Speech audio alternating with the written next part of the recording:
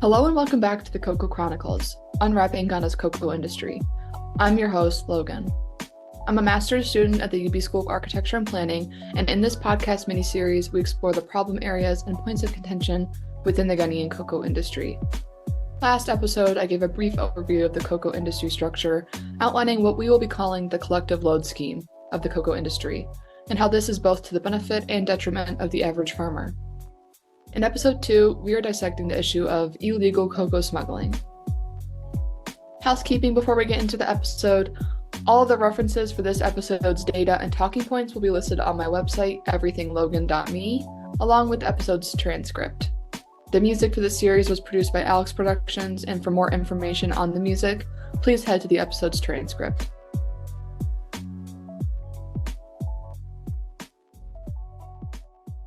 In case anyone forgot or didn't listen to the first episode, here's a brief overview of the Ghanaian cocoa industry's collective load scheme. In 1947, the Ghanaian government created an affiliate organization called the Ghana Cocoa Board, which facilitates a multitude of processes within the cocoa industry. These processes can be split into two sectors, pre- and post-harvest of the crop.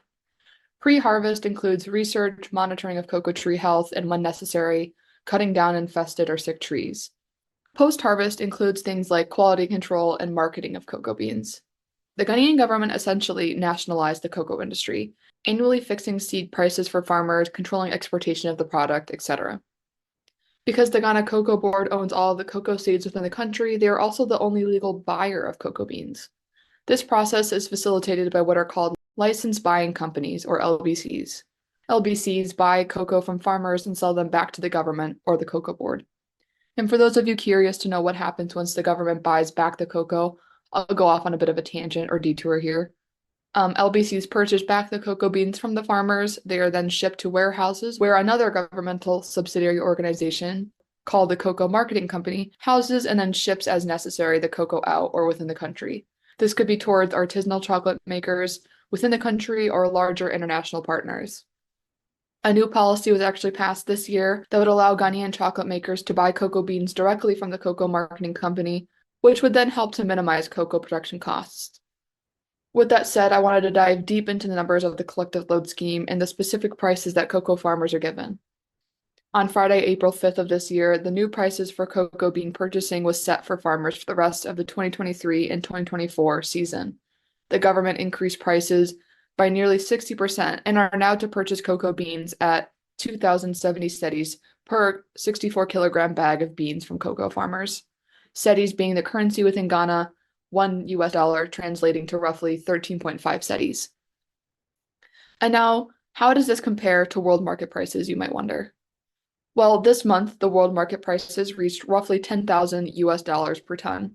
Now, while a 60% increase in prices within Ghana may seem like a huge jump, this price of, again, 2,070 cedis per bag of beans only equates to 33,120 cedis per ton, which is $2,446.09, just barely over 1/5 of the world market price. Now let's compare this to smuggling prices. The most up-to-date article I found was by the Cocoa Post in 2023, and they reported that buyers from Togo, the neighboring country to Ghana's eastern border, were offering upwards of 1,600 cedis.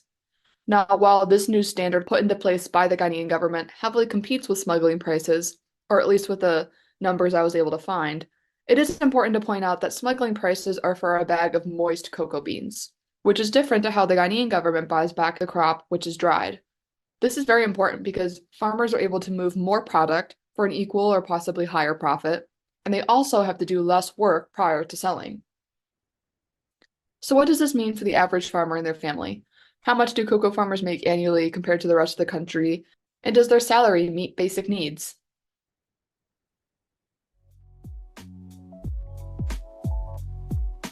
Today's episode is sponsored by the Baldy Center for Law and Social Policy podcast. The Baldy Center podcast highlights UB faculty, research, and perspectives on current issues and events. They focus on UB's interdisciplinary scholars of law, legal institutions, and social policy. Find the Baldy Center podcast on their website, buffalo.edu/Baldy Center, or wherever you get your podcasts. Now, back to the episode.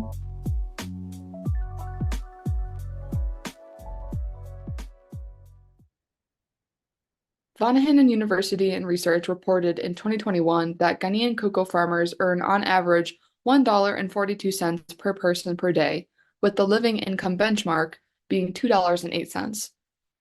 From this statistic, Ghanaian farmers would need to make roughly 46% more in order to reach a livable wage.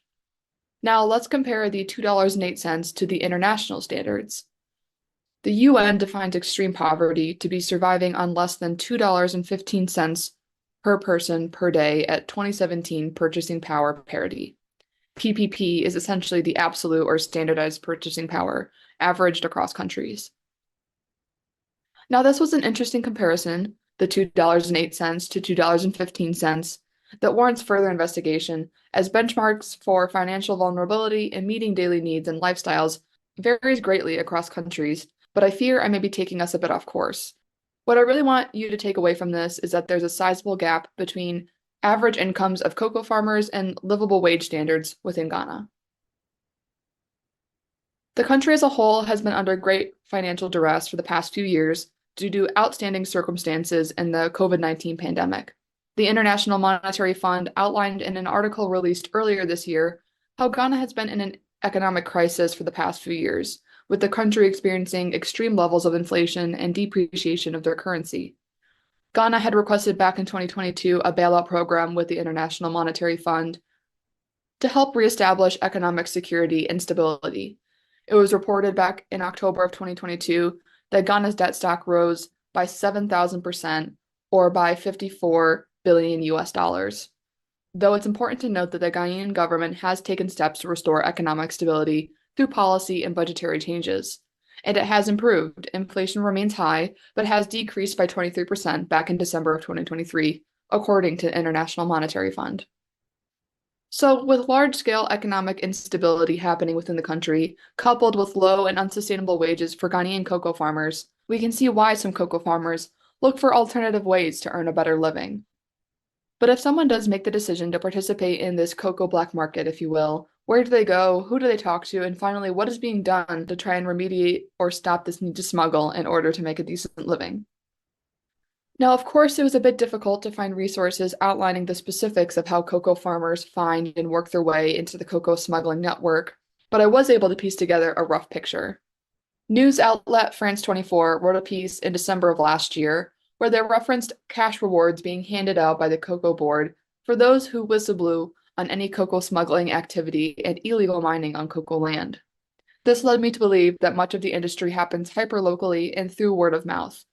As for the physical infrastructure, from my travels to the Cocoa Research Institute, I gathered that much of the smuggling that occurs in Ghana happens by foot or by truck through the Ghanaian forest or remote roads and to the nation's borders, where there are warehouses set up at various points to accept and store cocoa beans.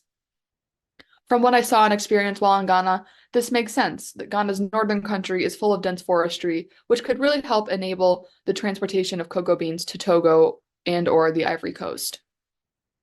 Though the Ghanaian government is taking action to try and stop the illegal practice.